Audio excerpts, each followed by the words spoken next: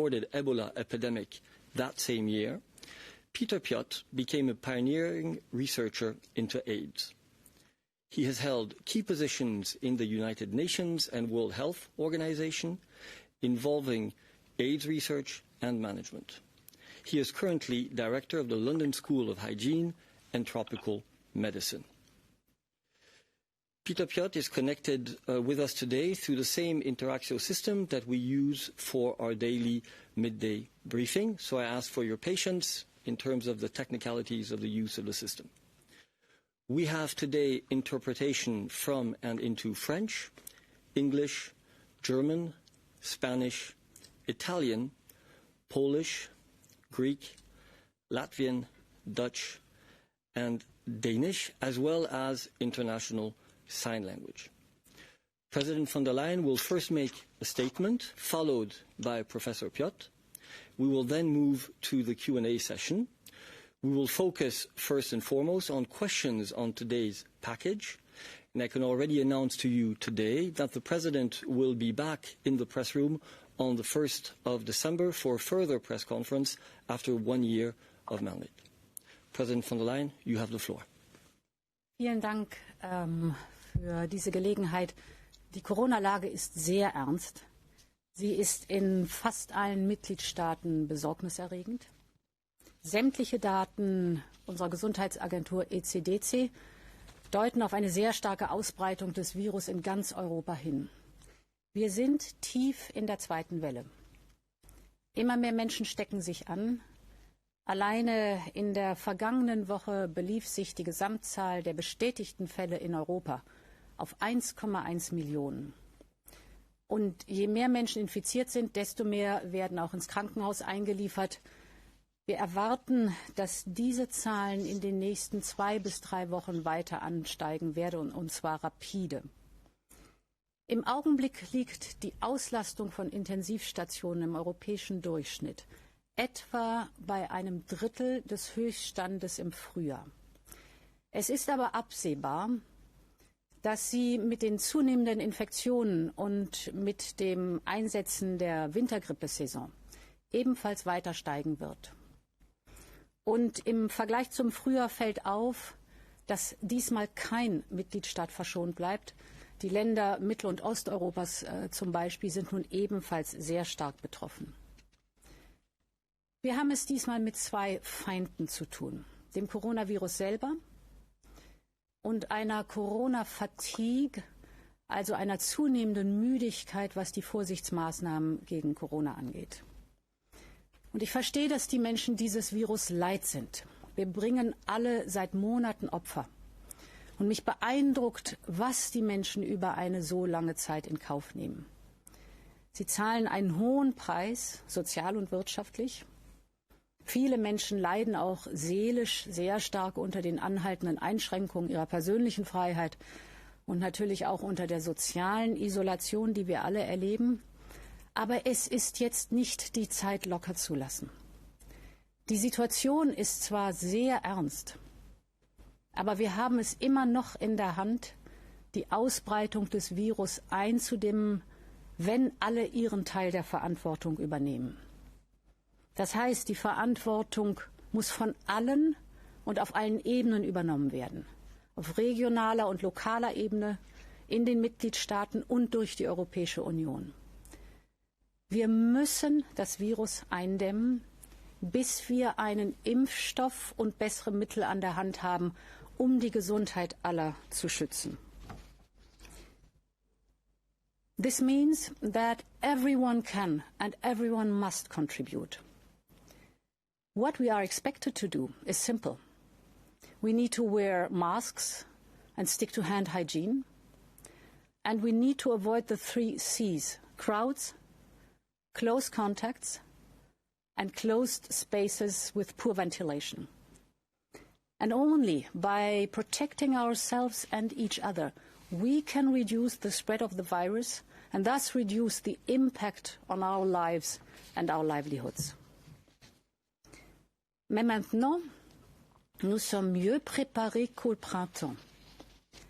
Les soignants, par exemple, connaissent mieux la maladie et comment soigner les patients. les citoyens sont mieux informés. Et les gouvernements ont l'expertise et l'expérience du printemps. En juillet, la Commission européenne a demandé aux États membres de se préparer à l'arrivée de la deuxième vague. Et nous avons agi. Nous avons insisté pour que les États membres augmentent their testing capacity. And we launched a joint procurement of 350 million euros. Those 350 million euros in order to do that. We also created a European gateway to allow for interoperability between the COVID tracing apps throughout the whole of Europe. And the German, Italian and Irish apps are already connected to this gateway. There are 18 others that should connect in November. So in total, it's 23 member states that have an app in place or are developing it. And 52 million have already downloaded the app. And I would urge all citizens to do this. Every user counts. And the success of the app depends on the number of users. We have remedied initial shortages of medical and other countermeasures through rescEU stockpiling and working with manufacturers. We initiated joint procurement for protective personal equipment, ventilators and intensive care medicine. We insisted on lifting national export restrictions for critical supplies, and we suspended customs duties and VAT on such items. We set up lanes to allow the proper functioning of the single market and transport. We introduced a coordinated approach to travel restrictions based on common color codes for risk zones. And we concluded so far 3 advanced purchase agreements for safe and effective vaccines so that they can be available to all member states at the same time on the same conditions. 3 others are now in the pipeline. Now, we must build on these foundations with additional measures.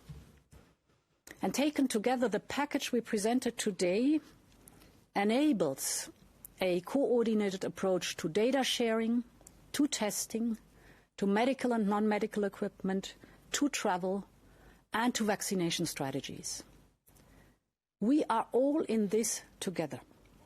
No member state will safely emerge from the crisis until everyone does. And that is why you will hear us stress the need for cooperation, coordination, and solidarity. Tomorrow, the heads of state and government will meet virtually. The aim is better coordination. I will call for greater data sharing to the data platform with ECDC. This will help us to know, for example, where there is ICU capacity or cross-border patient care can be organized when needed. We will also set up a European platform of national science advisors to COVID in order to exchange and align the advice given to the different governments. We recommend effective and coordinated testing strategies in the package of today, and we recommend increasing capacity for testing. Rapid antigen tests are now coming to the market. These can play a significant role, but we will propose an EU approach to approval and use, because only then there will be mutual recognition of tests and of tests results. For our part, we are now mobilizing 100 million euros from the emergency support instrument to purchase rapid tests that we will then distribute to the member states. And we launch a joint procurement to make more available. We call on all member states to link up national apps to the European gateway in November. We call on member states to participate in a speedy joint procurement of essential supplies, such as medical equipment for the vaccination. We are proposing today to extend for another 6 months the VAT exemptions for the purchase of vaccines and testing kits. And we call on member states to facilitate travel when necessary. So we ask to work together on an EU passenger locator form. We need to maintain for now restrictions on travelling to the EU, but today we encourage member states to make it easier for couples and for families, for example, to reunite. We also propose to extend the green lanes beyond road freight to rail, air and water. And finally, in line with our EU vaccination strategy of the 15th of October, we call on member states to prepare now national vaccination plans and to review them now at EU level. We need to be prepared for the arrival of the first vaccines. There's a lot to do. There are many, many issues to be considered for an effective vaccine deployment. Just think of what kind of infrastructure will be needed for the storage, for example, the cold chains that have to be established, or the question, what groups of population should be vaccinated first? Here we already gave a recommendation, so we ask the member states to work with that. But there's one thing I will be very clear. We will not compromise on the safety of vaccines. There are many issues to be considered, so finally, let's not forget about our commitment to universal and fair access to COVID-19 vaccines for all. We need to continue the Team Europe approach to join leadership in the COVAX facility. The COVAX facility is a huge success. 184 countries have signed up so far. We all know no one will be safe until everyone is safe. Le coronavirus. Coronavirus is putting us all to the test. Working together, coordinating our actions and taking our responsibility at all levels. By doing this, we can fight this virus. We can protect our health, and gradually we can get our societies and our economies back on their feet. Thank you very much. Thank you very much, President. I now pass the floor to Peter Piot. Thank you very much, Madam President, and good afternoon, everybody. I can only stress what President von der Leyen just said. The situation is very serious, and it risks to get worse if we, if we don't take more urgent and drastic measures. But the future is really in our hands, and the numbers are really staggering. And let's never forget that it's about people. It's about real people. These, when we say that 1 million people are infected in the Union now, the deaths are rising also. Last week, about 1/3 more deaths than the week before, which means that about 1,000 Europeans die per day from COVID.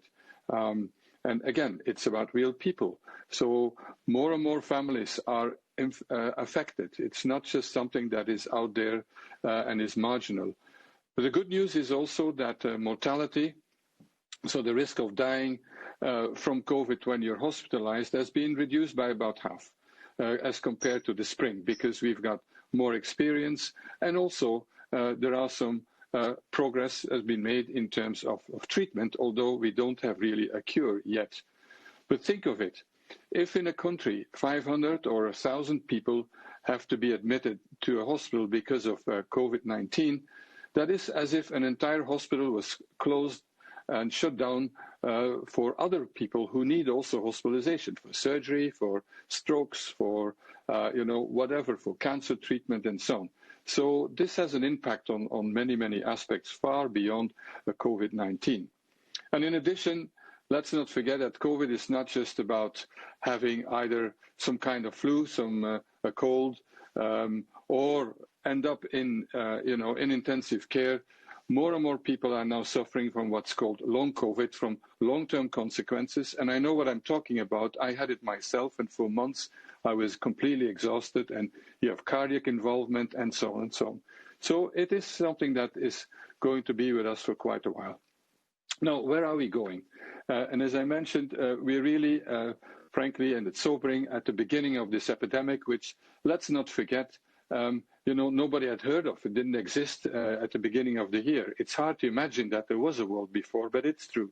And in reality, there's only one virus that infects us humans that has been eradicated, and that is smallpox. That's all. And with polio, we're quite, we're quite close. But the good news is that every country has demonstrated in the spring that it can suppress the spread of this virus by the lockdowns and other measures. So that's really important. And secondly, we've learned a lot. We've learned a lot. One of the most important lessons was actually that we must act fast. We should not waste our time, and we should certainly not wait until people start dying in great numbers, because that follows about 3-4 weeks after there is a surge and increase in new infections. So, and that is for sure just as night follows day. We need to act when the number of cases is increasing, not when people are dying. But, the resurgence that we're seeing now after the initial successes over the summer shows how fragile these gains are. If we kind of relax too much the measures that are basically about behavior, then we're paying a high price. And that's what is the risk that we're having now. And also we've learned that there are no silver bullets. I wish there were, just one thing, and then no. It is really, as the President said, an ensemble of measures, but it only works if everybody applies them. If only a minority of people, for example, wears a mask, and it's the average in the European Union is about 60%, that doesn't have that much impact, and long. We need to go to about 95%. That's what they do in Singapore, for example. And that could save hundreds of thousands of lives if we all do it. The third point I'd like to make here for the future is that it's not about public health or the economy, or versus the economy. A recent analysis that was published in the Financial Times clearly showed that those countries that have the highest mortality and had the biggest problem with COVID, they also have the highest economic damage measured as a decline in GDP. So we really need to fix the health issue in order to make sure that the economy can restart and can thrive. And lastly, one issue that I'm concerned about, that also the President mentioned, is corona and COVID fatigue, which I fully understand.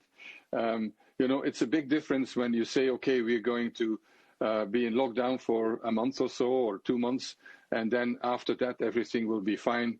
But I'm afraid that that's not the case. We are now talking about much longer efforts.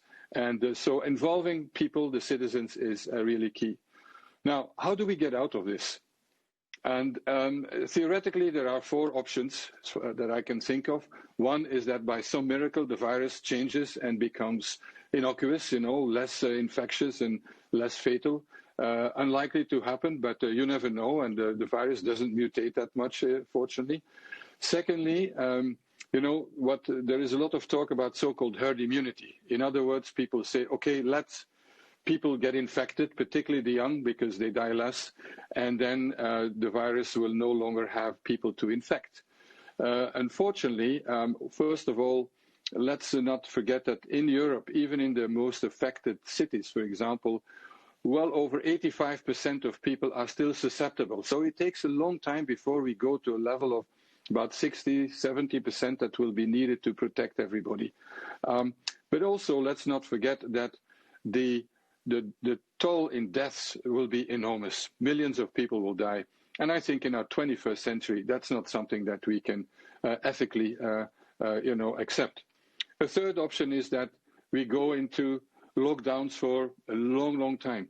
But that would all push us into poverty. So we need to really have measured approaches. And lastly, and that's where there's light at the end of the tunnel, and that is a vaccine, or vaccines, as we heard from President von der Leyen. And, there are lots of vaccines in development, unprecedented scientific effort about anybody in the vaccine field is doing everything they can to develop a vaccine. 11 are in clinical trials.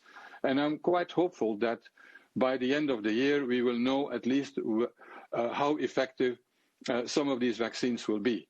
And the Commission has done a fantastic job, I would say, in terms of ensuring that, by agreements with companies that are developing these vaccines, that every citizen will have access, potential access to vaccines. There will be enough for everybody. However, we still need to go through the process of making sure that we have effective and safe vaccines. And no shortcuts, as President von der Leyen said. So that means, first of all, we need to demonstrate that they protect, and that requires clinical trials that involve 30, 60 to 100,000 people. And we need to make sure that they protect everybody, including the elderly, who are the most vulnerable to die. That's the first thing. And we don't know how long the immunity will last. 1 year, 5 years, lifelong, we don't know. Secondly, safety. Absolutely no compromise there. And so very careful follow-up of everybody who is enrolled in the studies, but also afterwards, when the vaccines are on the market, we'll need to make sure that we carefully monitor vaccines. And that, again, is best done through in a centralized way. Each country does it, of course, but then that we know at the European level, that we know immediately when there are problems so that we can act. And then there is also the fact that we need enough of these vaccines. Again, for Europe, hundreds of millions, for the world, billions. And so there's a concerted effort of industry, of the public sector, to make sure that enough doses will be produced. But that's not only the vaccine, but also think of it, hundreds of millions of glass vials, of syringes, and just name it. And then there's the distribution. As the President said, we need to put in place now systems so that citizens can be vaccinated.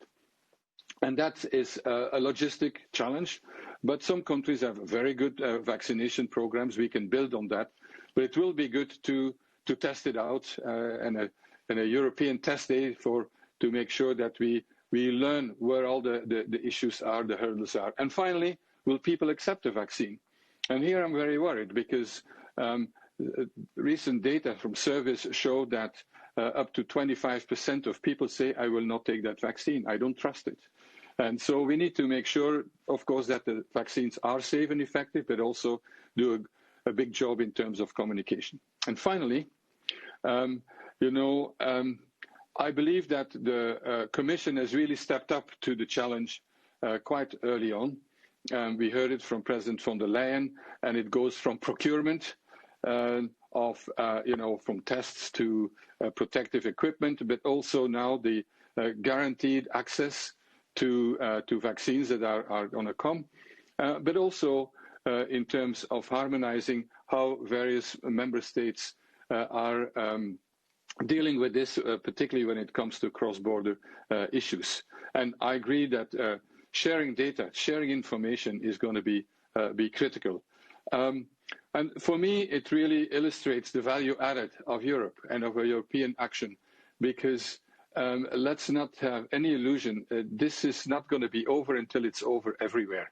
So that is really important. And at the same time, we need to prepare for the long term, strengthen institutions in each country at the European level, from the European Centre for Disease Control, European Medicines Agency, but also making sure there is a mechanism to support and accelerate innovation and research for the next pandemic and for the next generation of vaccines. So to conclude,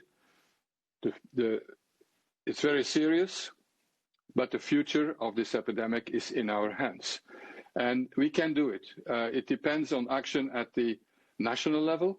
Leadership is extremely important in this kind of issue that affects the whole of society. But in each community, in each business, in each religious entity, and each individual. This is an issue where by protecting ourselves, we also protect the whole community. And I can't think of something that is more of a win-win, to say it that way. And so a long way to go, but I think that it depends really on the actions that we are taking now, whether we will make Europe safe again from this epidemic. Thank you very much for listening. Thank you very much, Professor Piot. We are now going to move to the Q&A session. I would ask our colleagues from the media only to keep their hand raised in the system if your question is on today's health package that we are presenting. Secondly, I would ask you to please identify yourself and the media you work for when asking your question. And thirdly, to identify clearly whom you are addressing your question to. And we start with Thomas Gutscher. Thomas, you have the floor. Thomas Gutschka von der Frankfurter Allgemeinen. Thank you very much. I'm Thomas Gutschaka from the Frankfurter Allgemeine Zeitung. I have two questions for the President. What should the role of the Commission be, do you feel, on the passenger locator form and having a European-wide passenger locator form? Is it just like a template, just the text, and then each member state will manage it like Belgium does, or will the data be centrally stored and then that will be provided as a service to member states by the Commission? That's the first question. And then the second question is that probably over the next few weeks, more and more countries will need help from their neighbouring countries, intensive care units, for example. Is that where the European Commission could play more of a coordinating role, or is that just something that would be discussed between member states directly? Thank you. Yes, thank you very much. On the passenger locator form, it's being developed, working very closely with the other institutions and also representatives from member states, so that we do have a uniform approach. And we would suggest that we do keep a digital trace of this, so that we don't have a patchwork approach, which is what often happens when member states work by themselves, but that we have a common uniform system. On intensive care units and beds that are available, this is something that I'll be talking about tomorrow with heads of state and government. It's important that we have data at a European level, so that there's transparency for everybody in Europe, so that if there's ever more pressure on beds in intensive care units, then we can use those resources in the best way possible and improve coordination between member states, moving patients from one intensive care unit to another which still has capacity, for example, but so that that can be done in a quick and seamless fashion. I think that from this crisis we've all learned that just taking a national approach very quickly reaches its limits. We're much stronger if all 27 member states act together. And sharing information, transparency, sharing data is important across the whole spectrum of everything I mentioned through the press conference, particularly in those critical phases when there's more pressure on intensive care units. It's very important to know where there's capacity and what hospitals can take more patients, how we can organise transport of patients. I think the European Union can help through the RESC-EU system as well. We have a system in place to ensure that transport of patients from one ICU to another can be done cross-border as well. Thank you. Dank. I pass the floor now to David Carretta. David. Oui, merci. David Carretta, Radio Radicale. Thank you. David Carretta, Italian Radio Radical Radio. I have two questions for the President. It's a shame that we can't ask you about a lot of the issues because life goes on in Europe, but despite the coronavirus. But just sticking to the subject at hand for this press conference, my first question. On the 2nd of March, you presented the Team Corona, and you said you were very happy with cooperation with Member States. And then you did a great deal as the European Union, but each time you were not listened to by the Member States. And today the first point of your communication is the sharing of information. That's the basis. Then in July you asked for stress tests in order to prevent a second lockdown. There were no stress tests. There will be a second lockdown. So, are you satisfied today by the Member States? When are you going to tell us which Member State is doing their job properly and those who are not? Second question, on the economic consequences of all of this. Are you prepared to propose to increase the amounts of the recovery plan or the rules for the recovery plan in order to ensure that there is more aid for Member States? Thank you.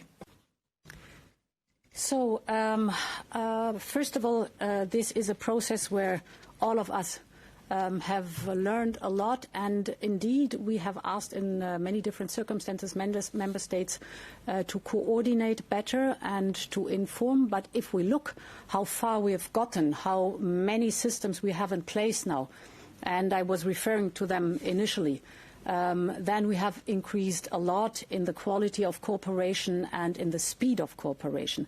Look at the joint procurement programs, look at the different plans we have, whether it's the testing strategy or the vaccination strategy, but also the preparedness strategy from the 15th of July. So all in this are valuable information for the member states. We have systems in place like the color code that would not have been possible if we would not have joined forces. And the same goes for the vaccine itself. So the advanced purchase agreements we have now with pharmaceutical companies in Europe would not have been possible if we would not have acted as 27 with tasking the European Commission to negotiate these advanced purchase agreements. And here, for example, is, I think, for you as information important and good to know that we have now, if we look at the numbers that are potentially as vaccine doses for the citizens of Europe, in best case scenarios, we could see monthly deliveries of about 20 to 15 million doses of vaccines. The moment the first companies start to signal that they are on the road, the big numbers of supplies are due to start in April. So we have been building a portfolio of vaccine candidates. This would not have been possible if the European Union would not have been standing there united as demanding towards the pharmaceutical companies to comply with us and to come to a final contract. If we look at the best case scenario with all the different candidates, vaccine candidates we have, then we would have over the course of the 2021 about 1.2 billion doses of vaccines. Of course, we know that not every candidate will be a success. So this is the extreme best case scenario number, but it shows that there is a precautionary wide range of access to the vaccines we have here for the European citizen, and not only for the European citizen, but also for low and middle income countries. This is the topic of the COVAX facility. In the best case scenario, so different vaccines are successful in our portfolio, we could vaccinate 700 million people. This is more than necessary in the European Union. Would include also our donations to low and middle income countries. I am very much opposed to a blame game, who does it well and who doesn't do so well. Because in this pandemic, what we see, we're all learning to deal with the virus, and the whole world is learning to deal with the virus. We have gotten better. The numbers, for example, that we've shown at the very beginning show that, for example, in the treatment, for example, in mainly the treatment in hospitals, we have improved. We have made experiences, and the medical doctors and the caring personnel knows better how to deal with that. But in a situation where there's a lot of learning ahead of us, I'm a strong opposing to blame the one and to praise the other. It's a mixture of many different actions that have to be put together in order to be successful in fighting this virus and learning to live with this virus till we have sufficient, effective and safe vaccine. The recovery plan, 750 billion. We have right now started with the SURE package, 100 billion. The first tranches have been decided yesterday. For Spain, for example, for Italy and for Poland, other member states are having access to the first tranches too. So this will help at the moment. But then we have ahead of us 750 billion of Next Generation EU, where we have the duty to invest it in a way that it will help to recover, but also build our resilience in the European Green Deal, in the digitalization. So there's a huge package ahead of us, and I think we should first of all deal with that before we talk about other options. Thank you very much. I now pass the floor. Je passe la parole à Christian. I hand over to Christian Spielmann.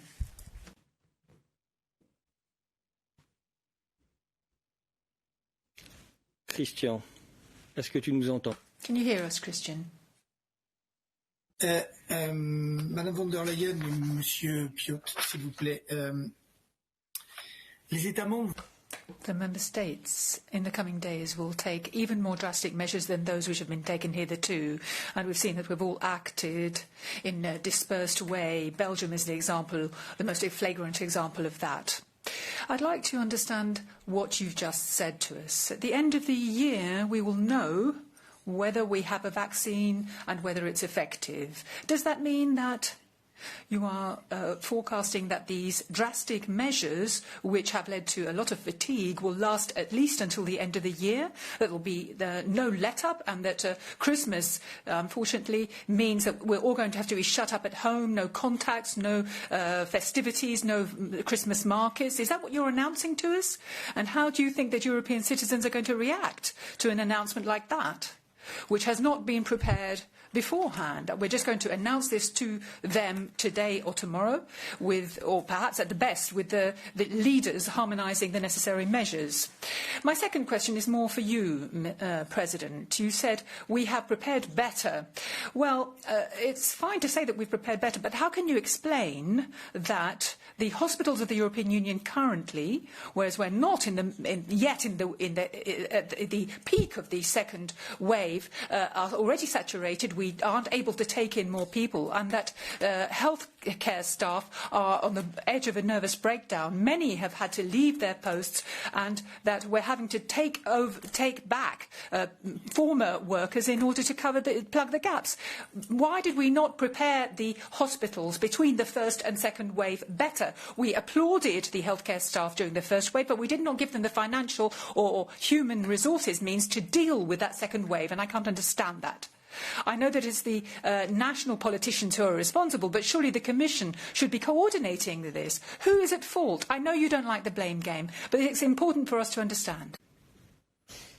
So what the timing with the vaccines is concerned, I think it is important to go a little bit in depth, and afterwards, Peter, I would appreciate if you compliment.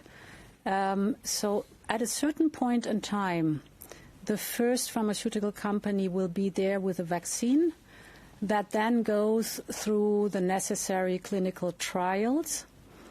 And it might be till the end of the year that one of the pharmaceutical companies is able to go into that stage.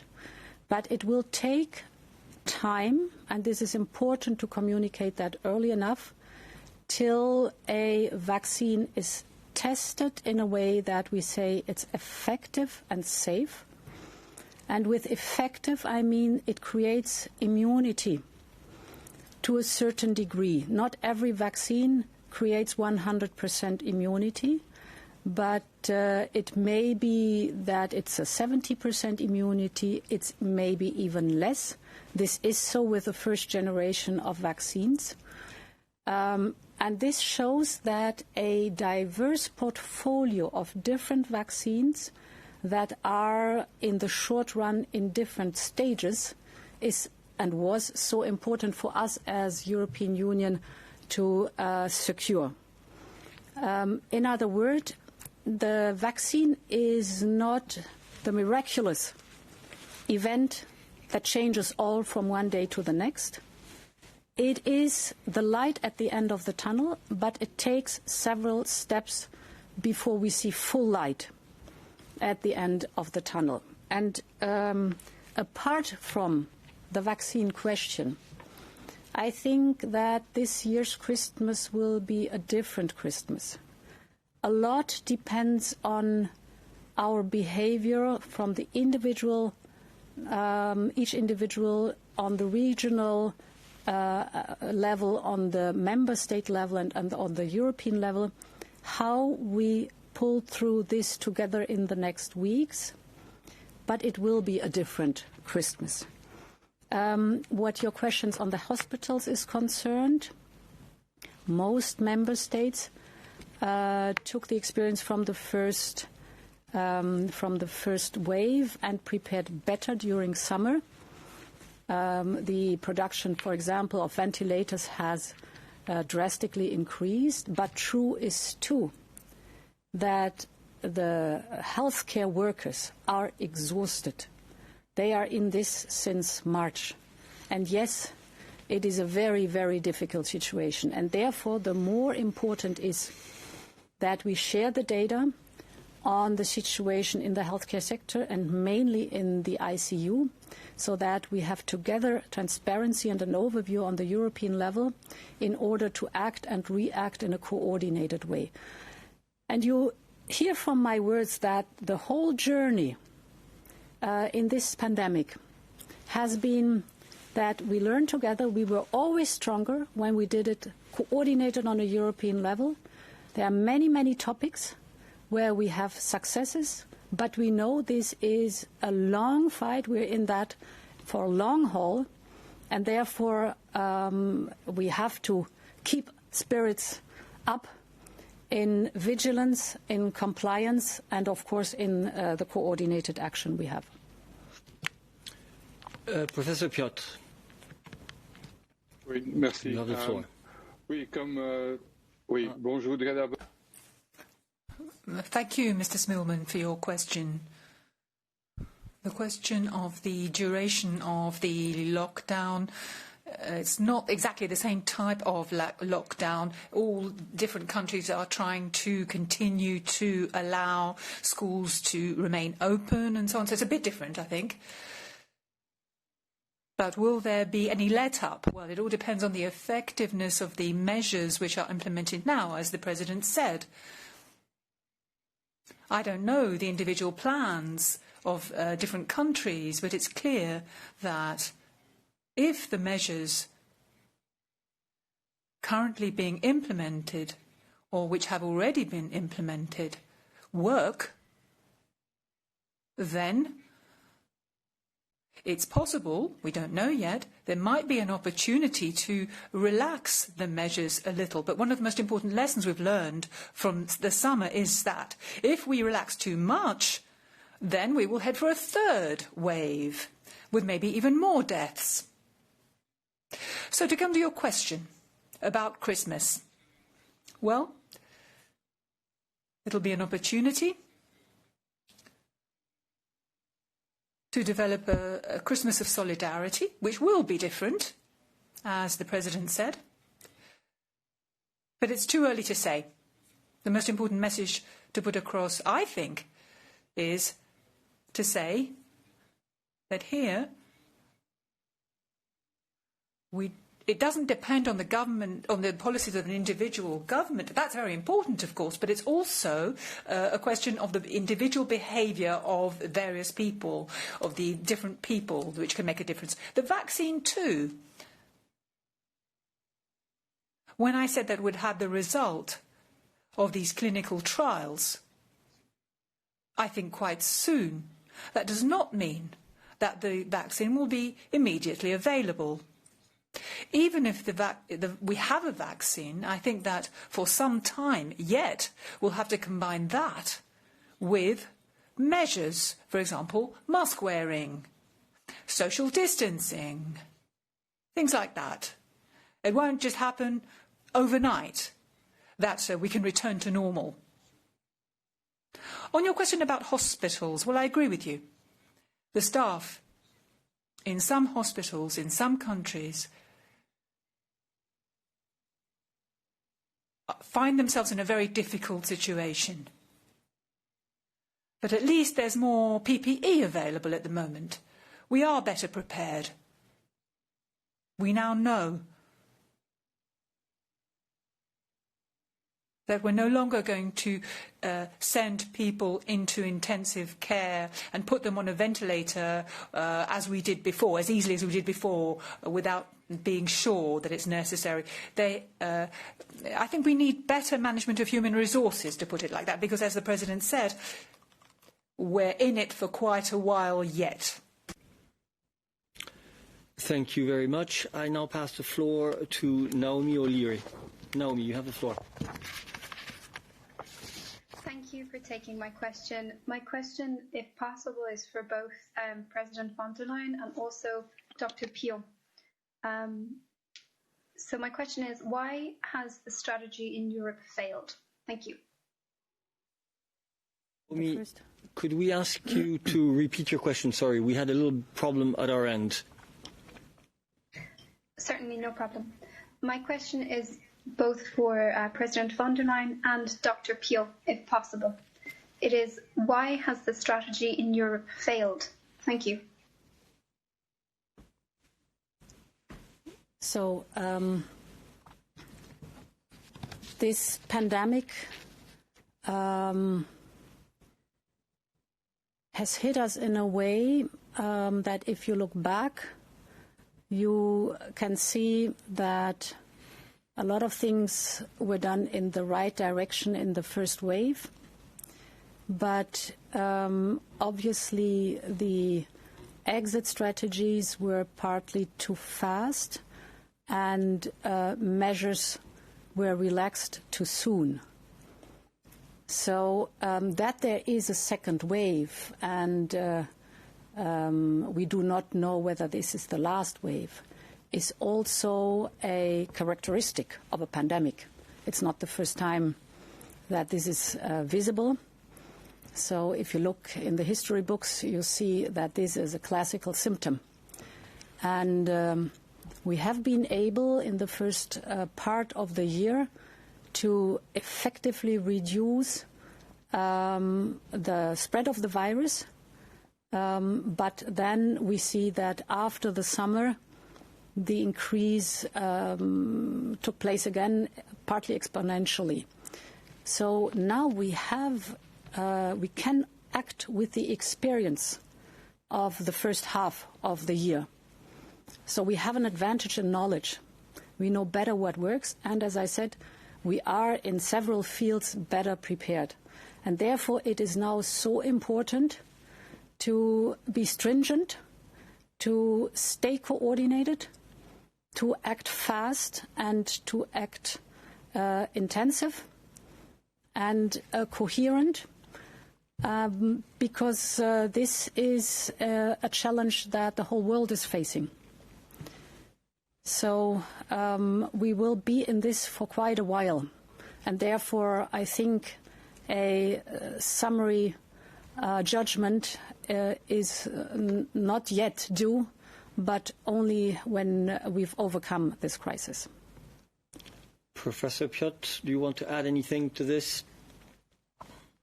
Yeah, I agree with President von der Leyen. So personally, I think originally we were confronted with something that nobody had ever been confronted with before. Let's not forget that. So we were learning very fast, learning while we were doing, or I always say learning while we were racing. And so I think that worked initially relatively well. But then personally, I probably was too optimistic in terms of how people in general would, continue to respect certain basic rules of social distancing and so masks. And that's where I think in the summer we probably should have done more. As they say in English, that you repair the roof when the sun shines, and that's when probably collectively we should have put more effort in testing and tracing. But the jury is still out. I would say that I agree. I mean, I think we need to look forward now. We need to also appreciate certain things like the enormous stress on people's livelihoods, on people's lives, the mental health issues and so on of these measures, and on the other hand, there is a need to combat this epidemic. And as I mentioned, if we don't get the epidemic under control, there's no way that the economy can revive. So that tension, how to manage that, is unprecedented. But the key now is that we. There's no time to waste, no time to lose to put in place all these measures. The question is for how long? Can we go to a system where you have, let's say, what they call in Singapore like a circuit breaker for a few weeks' time and then have a bit more relaxed and then go back? I mean, the biggest problem for both individuals but also for companies, for institutions, for governments, is the difficulty in planning. Whether it's planning for, I don't know, your wedding, or planning for, the budget for next year, etc. And so this is something we need to also think. So can we do that in a more way? And I don't have an answer to it. But at the moment, I think this is a strong case for better coordination. That sounds very boring, but in this case, it's essential and can save lives at the European level to harmonize certain approaches and to quickly learn from each other, so that whenever we think that we have a better idea or something doesn't work next door, that we can take measures that are appropriate.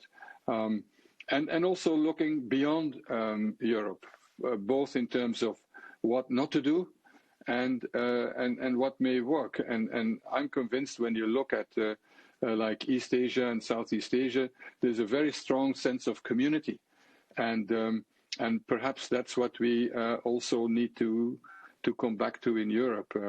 I know this sounds like not very measurable, but at the end of the day, this is what it's going to take to defeat this virus, and also to accept the vaccine and to, build a new society again. Over. Thank you. We now move to Griselda Pastor. Griselda, quick question, please. Merci beaucoup. Thank you very much. Can you hear me? I hope so. My first question is for Mrs. von der Leyen. I'd like to know whether you are expecting a commitment from member states on the use of rapid tests. And then for Mr. Piot, I'd also have a question. You appeal to individual responsibility. But we've seen in China that after 50 new cases, there have been millions of tests which have been carried out. So I'd like to know whether lockdown is the only alternative in countries like Spain or France or Belgium or Italy at the moment. Or would a wider use of tests be possible to avoid this? So, to answer the first question, the rapid tests are now coming to the market. We have today put forward a testing strategy, and we will work more intensively and come out in a couple of weeks with a more detailed concept what the rapid tests are concerned. The rapid tests have a big advantage. They are fast, they are cheap, and therefore they can fit into a certain hole, because when you get the question, when you get the result is also a crucial one. Of course, the gold standard are the PCR tests, but the rapid antigen tests can complement very well. They are not as reliable as the PCR tests, because they are not as good as the PCR tests to detect an infection when there are no symptoms and there is a low virus load. But they have their advantages, what speed is concerned and what mass testing is concerned in a population where you have a high level of infection, or in a situation environment where you have a high level of infection. So it's not only one test. There are different ones. What we also are going to do is evaluate the different tests so that we have a better idea what the quality is of the different ones and can give this advice to the member states. Thank you. Je passe maintenant à Philippe. Oh, sorry. Professor Piot, do you want to add something? Oui, merci beaucoup. Thank you very much, Mrs. Pastor. When I said individual responsibility, I mean that's not the only thing. All I'm saying is that this requires action at all levels, European and national and individual level. Is lockdown the only option? Well, the reply is it depends on the extent of the situation and the spread of the virus. If we see a spike in coronavirus epidemic early, if we anticipate it, then we can limit lockdown to a particular area, or as we've seen in some countries, to certain slaughterhouses. We can pinpoint it and carry out. There are countries, though, who may opt for tracing, large-scale tracing, but you'd have to see how frequently they're going to test. Is it every week, every 3 days? Those are questions which are still open. And you shouldn't forget that what's acceptable in one country is not, like China, is not necessarily acceptable for citizens here. But I think greater deployment of tests, as the President said, with the new tests, I think that should be part of the panoply of part of the package. But in many countries, the situation is such currently, with a widespread infection within throughout the community, that a degree of lockdown is certainly necessary in order to suppress the virus and save lives. Merci beaucoup. Thank you very much. We have time for a last question. Philippe Régnier. Philippe Régnier from Le Soir. I'd like to insist on the question of rapid tests. It's a question I'm putting to the President and to Professor Piot. Despite everything, aren't several member states now imposing lockdown against the often partial but quite stringent lockdowns which are being announced? Aren't we not showing the failure of the PCR-based test and trace system, where with a PCR test it takes several days to get the results. And we're saying that in order to avoid a third wave, isn't it necessary to have these tests, to move on to these tests which are very rapid, get rapid results? That would be the new strategy of the European Union then. Second question, I saw in the letter from the President of the European Council yesterday, there's a question of the suppliers of the tests. For the rapid tests, are we totally dependent on Chinese suppliers? Thank you. So I think what the quality of testing is concerned, this is a classical question for Peter Piot.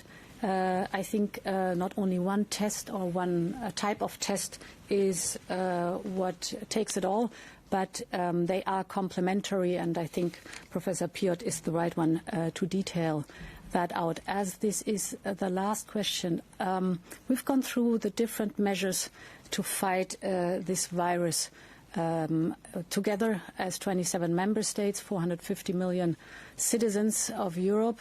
And the difficult task to coordinate every new step that we're learning over time. But I want to emphasize there's another side to the European Union too. And this is where the European Union, the European Commission, has a classical competence compared to the health sector, and that is the single market and the economic side. And I think we also should be aware of the fact that in an unprecedented way, this time, Europe has acted. We flexibilized all structural fund. We triggered the general escape clause. We have now the sure package in case, and I guess many regions of the world would love it to have such a possibility to support short-time work in a critical stage in healthy companies. And we have next generation EU, unprecedented in volume, unprecedented in structure, and it is for the first time that in such a severe crisis, different to 10 or 12 years ago, it is not an intergovernmental solution, but it's a true European solution. So as difficult as times are, here are positive sides that are classical European. It is the European way to do it, and I think we should also keep that in mind. Professor Piot. Oui, merci, Monsieur Renier. Thank you, Mr. Renier.